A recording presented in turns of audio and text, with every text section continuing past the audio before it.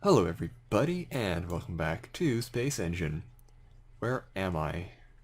There's a planet right there.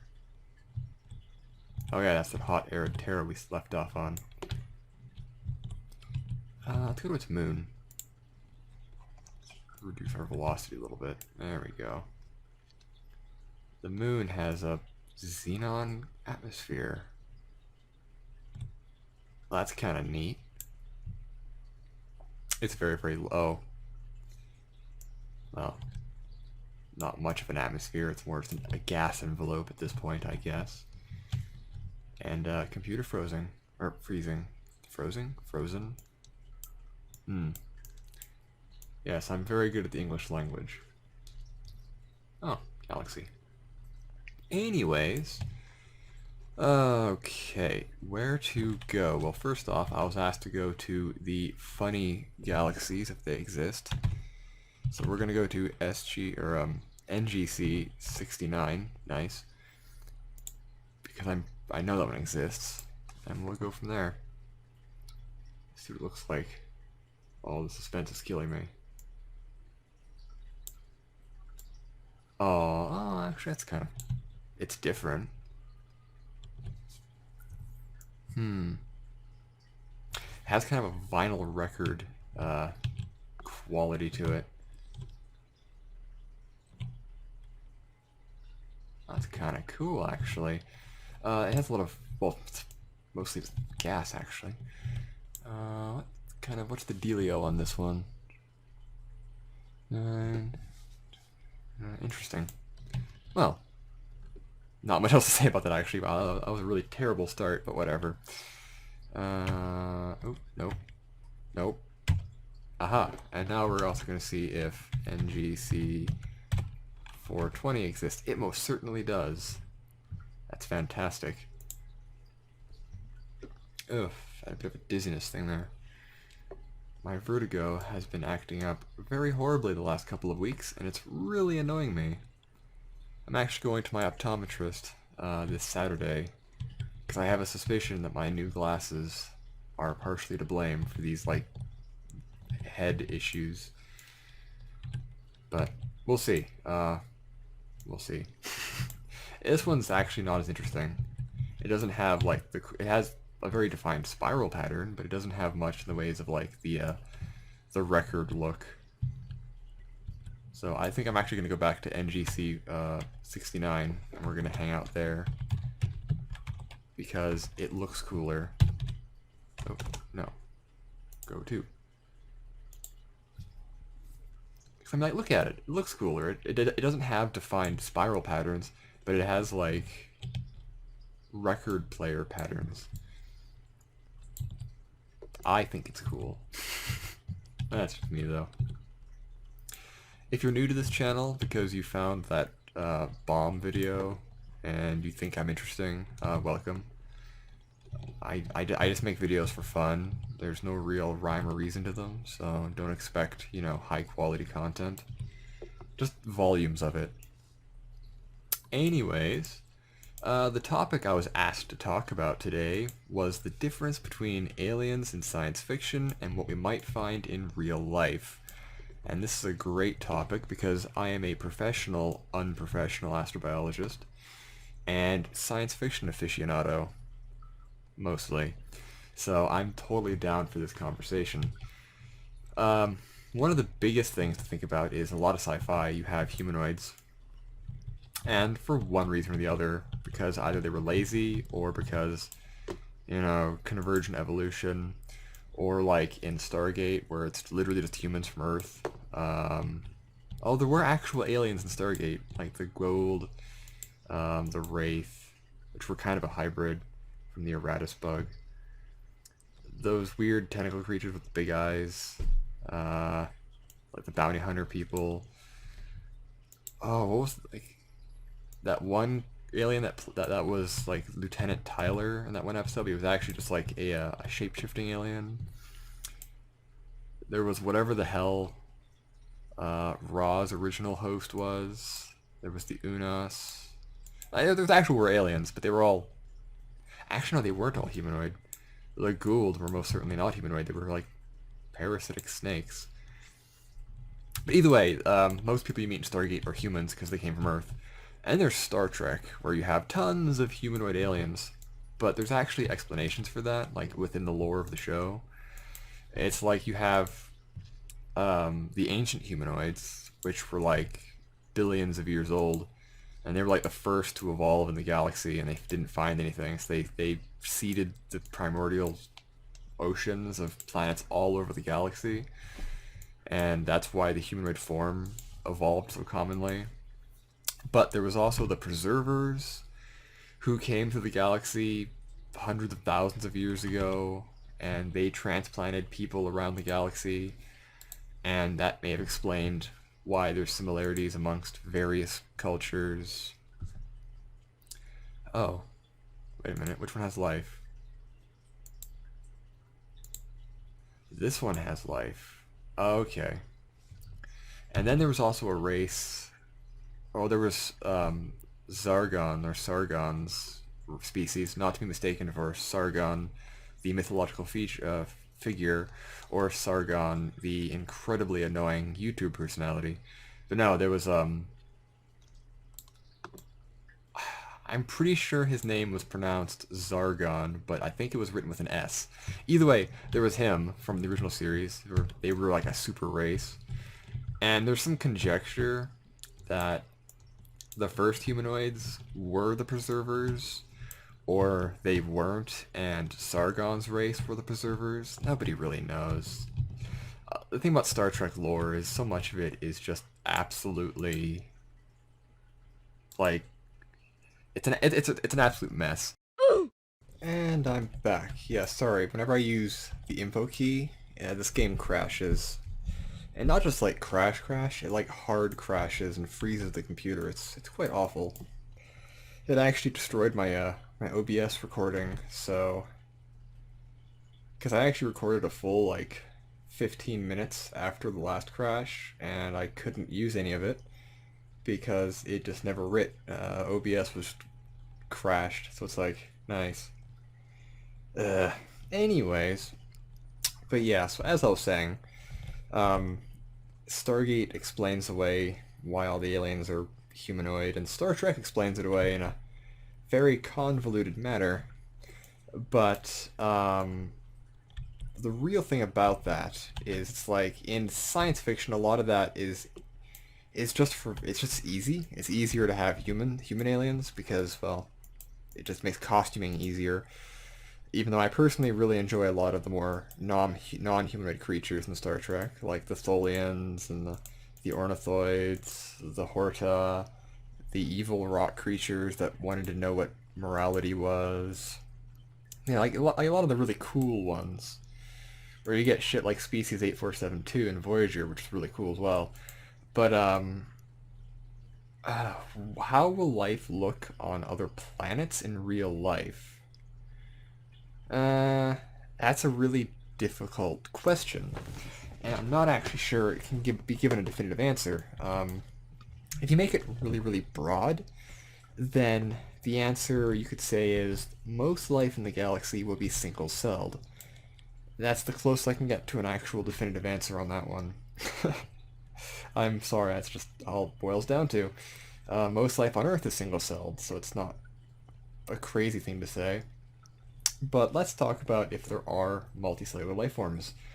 And it's kind of interesting because there's a few things that you would expect from a life form. Like if it's just a multicellular life form, it would need the ability to take in food, so it would need some kind of mouth to excrete waste, to reproduce, and I guess possibly move.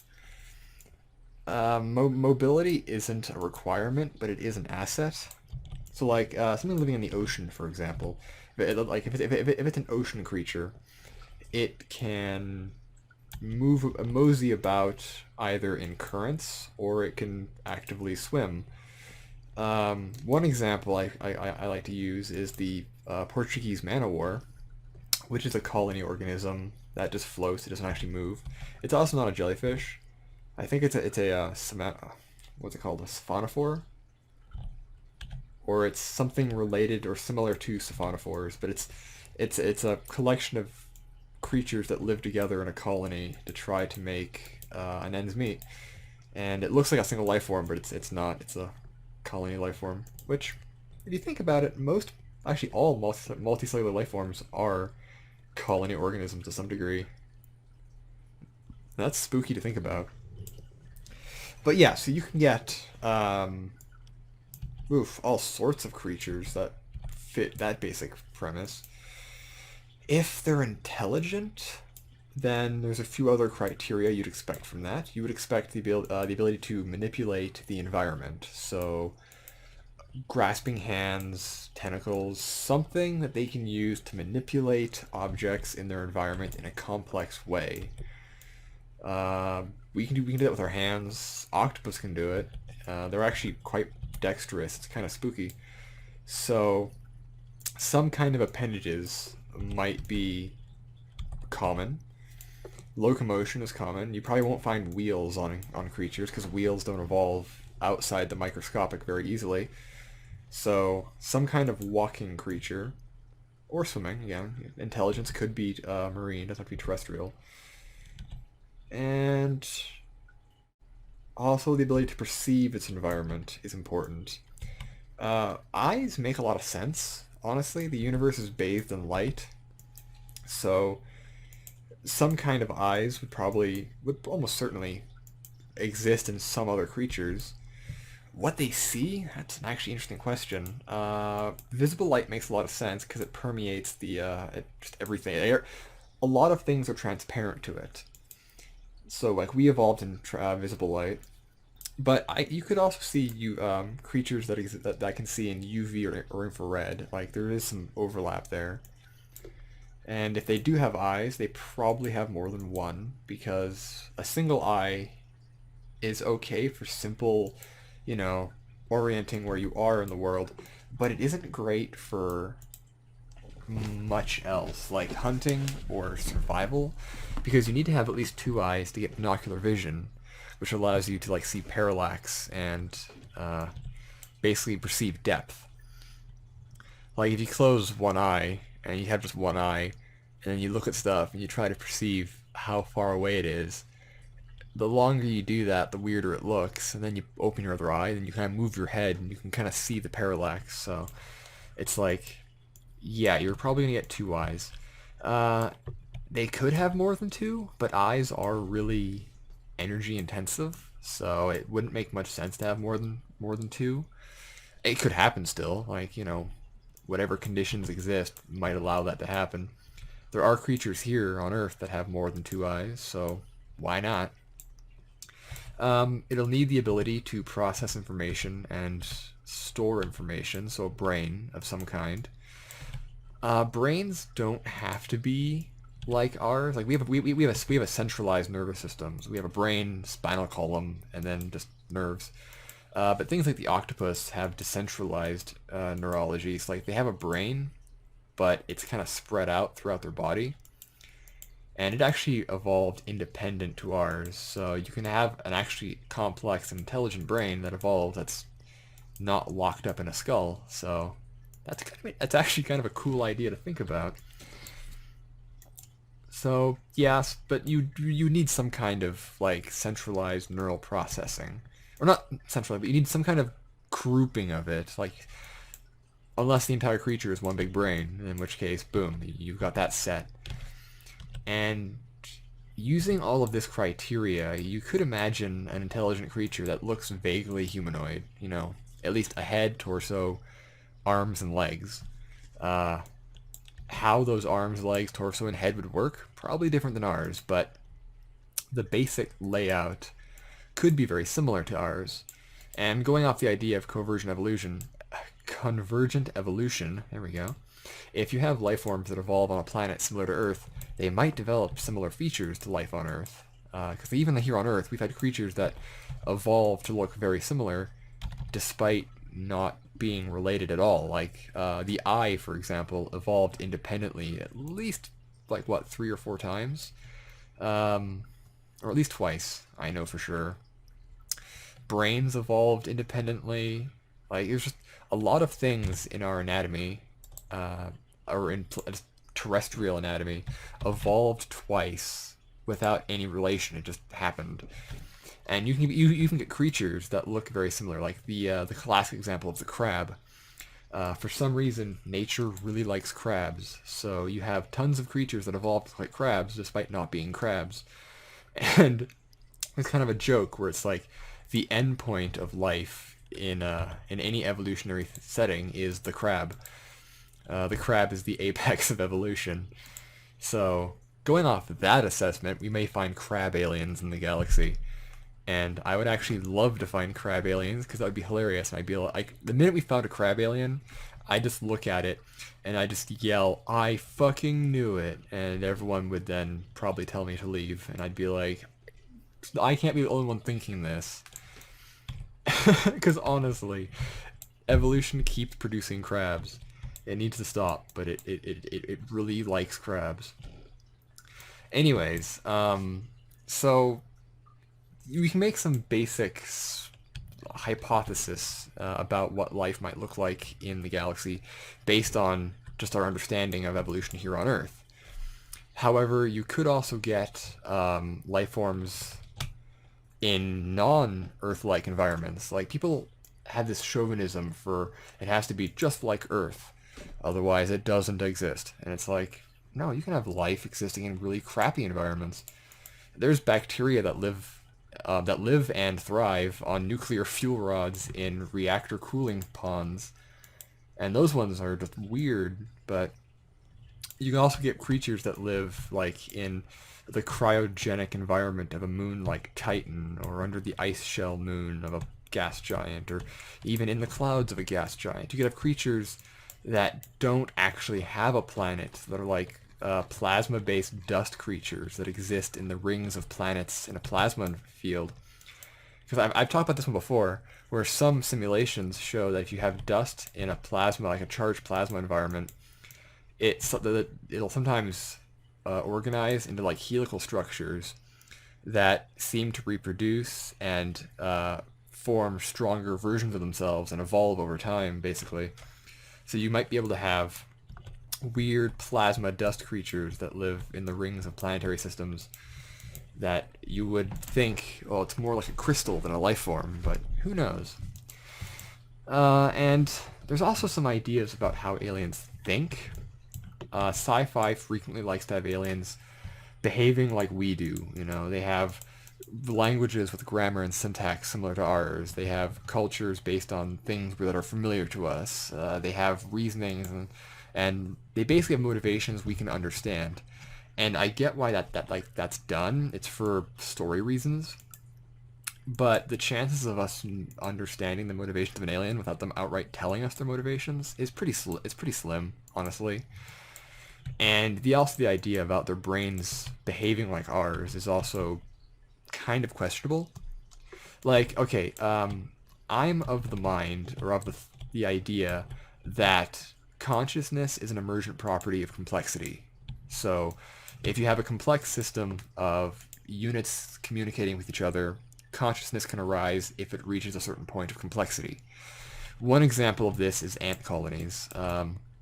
A single ant is not conscious. It's aware of its environment to a degree, enough to exist in it, but it's a very dumb creature. It can't do anything. But when all the ants are communicating and behaving as a single organism, the entire colony itself seems to have a consciousness that surpasses that of the ants. It's not an intelligence, but it's an awareness and ability to react to its environment that is stronger than what you'd find within a single ant. Like a colony of ants itself, as a whole, can react to its environment and to changes much easier and much better than a single ant can. Like the colony can adapt, a single ant cannot. And this made me think about other complex structures and the ability to arise consciousness. And one idea I was thinking about is trees. And because the reason for that is trees do communicate with each other. It's just chemical and electrical through pheromones and shit, through the leaves and through the roots especially. And other plants can communicate too through various means. There's no like intelligence there. It's not like, they're talking. It's more just like they're exchanging information, kind of like how our cells exchange information in our body. But I thought if you have a huge monoculture forest of densely packed trees of all the same species, would that forest itself have a collective form of consciousness that's greater than the sum of the trees?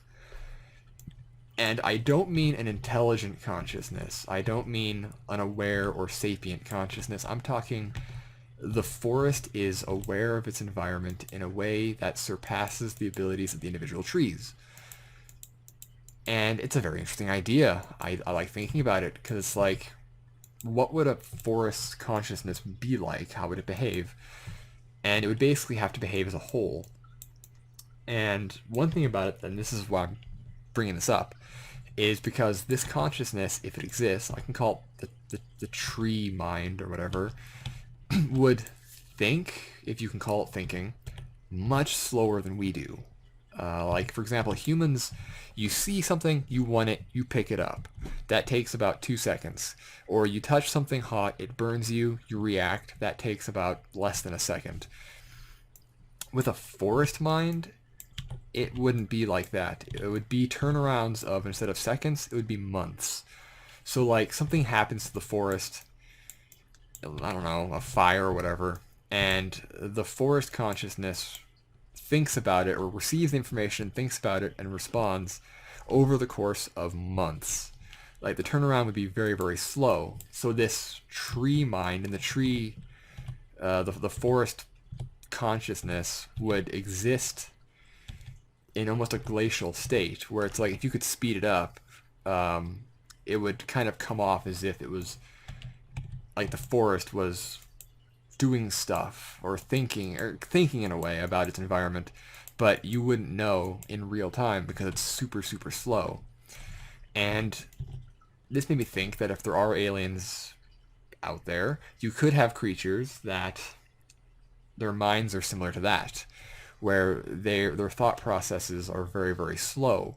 So we couldn't actually really communicate with them, at least not easily, because our minds would be too fast for them.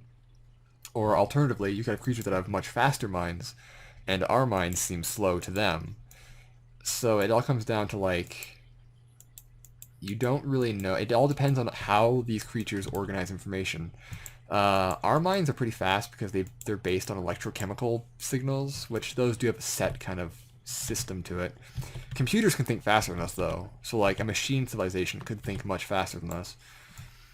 But if you had a colony organism based on plants that was intelligent, its group mind, its gestalt mind, might be so slow that we wouldn't perceive it as an intelligence because we wouldn't be able to understand it as an intelligence.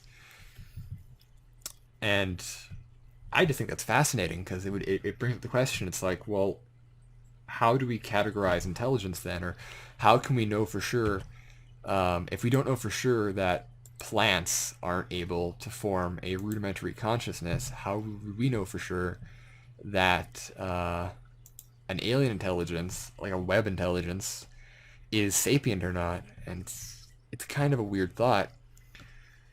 So, yeah, I can't really give a definitive answer to what aliens would look like compared to what we see in Hollywood, but we can make hypotheses. We can speculate based on the information we have currently. And I would say most life in the universe is probably microbial. It might be difficult to find complex life because here on Earth, we developed complexity after billions of years of single-celled life because mitochondria. And mitochondria didn't evolve as an organelle. They were an independent creature that became symbiotic with early cells. And when that happened, it suddenly gave those cells a huge energy budget. So they were able to, organize and do more stuff with their massive energy budget. So, and that was a complete accident. Like, you think about it. And we know this because there's actually a genus of single-celled organism that's we think are related to the mitochondria, but also because mitochondria have their own DNA separate to yours. Like mitochondrial DNA is different than your cellular DNA.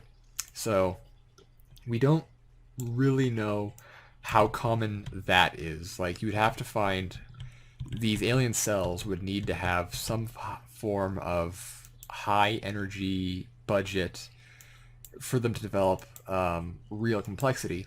So unless they already have a high energy budget from their environment, or if maybe when they make colonies, you have certain cells like mitochondria, but instead of becoming an organelle, they become a dedicated part.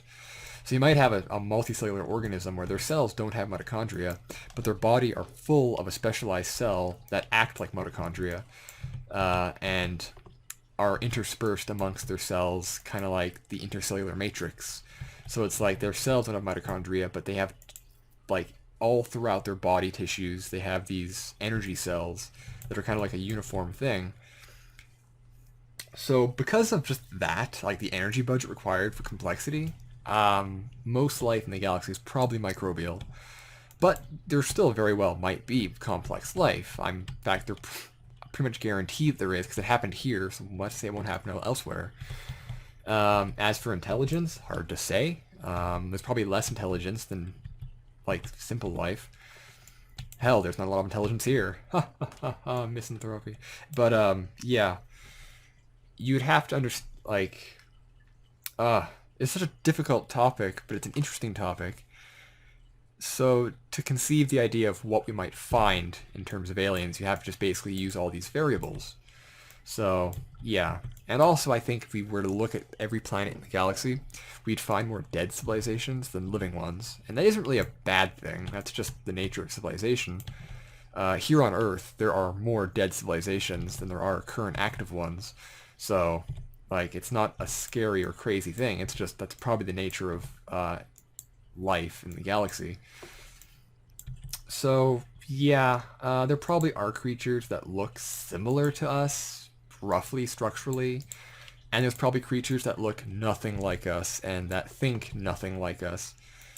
In a planet with higher gravity, or lower gravity anyways, I would expect more hexapods. There's lots of hexapods here on Earth, but for some reason animal life is all quadrupedal. In higher gravity, you might find more stout creatures. They might not even have legs. You might have creatures that just slither for the sake of ease of, because joints suck. Or you might have creatures that are just webs of single creatures that kind of form hive minds on their planets. You might have lots of post-biological technological civilizations. In one of my short stories, I wrote there was the humans found this planet that was completely covered in this, like, diffuse mist. But it wasn't moisture, it was dry. There was no water in the atmosphere. It was just a diffuse mist with, well, there was some water, but, and just primitive plant life and nothing else. And they later found out that the mist was actually a global nanite, like, creature made of post-biological nanites that basically uploaded the minds of the past civilization, and they live in this basically giant internet, and they have control of immense amounts of power, but you wouldn't know that they were a highly advanced, highly intelligent, highly powerful species, because when you look at them, all you see is just a mist-covered planet. So you might have aliens kind of like that. And I personally like non-humanoid aliens. I think they're cool. So I don't know if I was very concise in this video. I had to record it twice, which probably didn't help. But I hope I answered some questions, or at least gave some interesting thought about life in the universe, in the galaxy, and what forms it might take. It's a complex question, because it's like, if you think about life that evolved on planets just like Earth, well, then you probably have creatures that would look somewhat familiar to what we see on Earth. But if you start looking at planets that are very different to Earth, then you start getting creatures that look very different, because, like, an animal will adapt to its environment. So, yeah. So, is science fiction correct? Both yes and no. Some creatures in science fiction, like if you take all science fiction across all media and looked at the aliens, some of them are probably pretty close to creatures that actually exist in the universe. If the universe is actually infinite, then they all probably do exist somewhere. That's a spooky thought. But even just in our galaxy, that the ability, like the amount of times life could arise, there's probably a good chance that some science fiction got it pretty damn close. Maybe even spot on, who knows? I just hope that if they did get it close or spot on, then the ones we do find are things like, I don't know, the Na'vi or the Harmless or like the Asgard, and not things like the Blob or the Xenomorph. Oh god, or the Vulcans. I'd really rather not have the Vulcans. People are always like, "Oh, why not the Vulcans? They're like the best. They're so peaceful." It's like, no, the Vulcans are the scariest race in the entire Star Trek universe because they come off as cool and collected. But if you watch Star Trek, all it takes is their mind slightly going wrong, and they become terrifying. They're stronger than humans. They're more adaptive than humans. So if their minds break down a little bit, they can kill you. So it's like Vulcans are terrifying. That's why like the one episode of Enterprise with the zombie Vulcans was terrifying. Great episode, by the way. Or whenever Tuvok had problems, he became a psychopath. It's just like Vulcans are scary. Do not want. But anyways, that was the video. I hope you enjoyed. This was a longer video, mind you, but I had a lot to say. So if you have any ideas of things to talk about, let me know. Or places to go, again, let me know. Thank you all for watching. I hope you enjoyed. And space. And if you're a fan of aliens, like I am, and you want to help me look for them, please consider donating to my GoFundMe project, where I'm building a radio telescope to do just that.